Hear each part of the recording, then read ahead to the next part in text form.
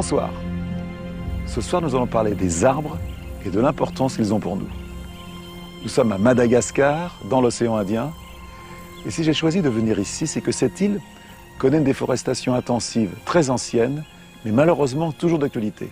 Mais surtout, Madagascar a pris conscience de ce problème d'une façon sans doute unique au monde. Pourquoi les arbres sont-ils depuis toujours un symbole universel de force, de sérénité, de sagesse? Sans doute parce qu'ils vivent beaucoup plus longtemps que nous. Imaginez que l'arbre le plus vieux du monde a 4700 ans.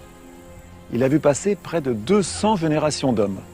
Mais malgré ce respect, depuis que l'homme est arrivé sur la Terre, il a détruit 50% des forêts de la planète.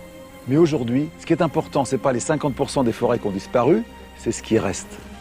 Et c'est pour ça que dans cette émission que j'aimerais résolument optimiste, nous allons partir à la rencontre de ceux et de celles qui se consacrent à la protection de ce patrimoine essentiel à la vie que sont les forêts. Au cœur de l'Amazonie, Sidney Posuelo. Il part à la recherche de tribus indiennes qui n'ont jamais eu de lien avec notre civilisation. Chaque fois que l'homme blanc entre dans leur univers, il crée des conflits, des batailles, des morts, des maladies et de l'incompréhension. Il doit établir avec eux un premier contact pour les protéger. Au Mexique, un spectacle unique. Après un périple de 5000 km, les papillons monarques se regroupent chaque hiver par millions. Mais à cause de l'exploitation des hommes, la forêt où ils hibernent est aujourd'hui en danger.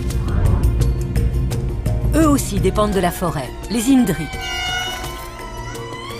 Le primatologue Jonar Hatsimbazafi nous emmène à la rencontre de ces lémuriens qui ne vivent qu'à Madagascar.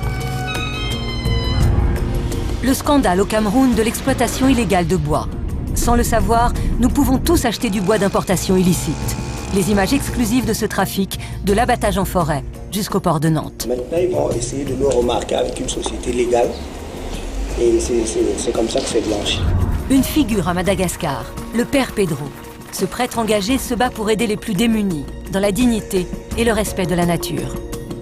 Quand une famille pauvre est entrée dans un nouvel logement propre, où il a pu commencer à planter des arbres et des fleurs, c'est son esprit qui change aussi. Parce qu'il dit, dans ces milieux-là, je ne peux pas être moche. L'Érythrée, un pays d'Afrique ravagé par la guerre. Le biologiste Gordon Sato apprend aux gens à planter de la mangrove, une forêt qui pousse dans la mer et qui peut aider à nourrir les populations. C'est un formidable voyage dans le monde des forêts que nous vous invitons ce soir, pour comprendre leur rôle dans le fragile équilibre que nous formons avec la nature.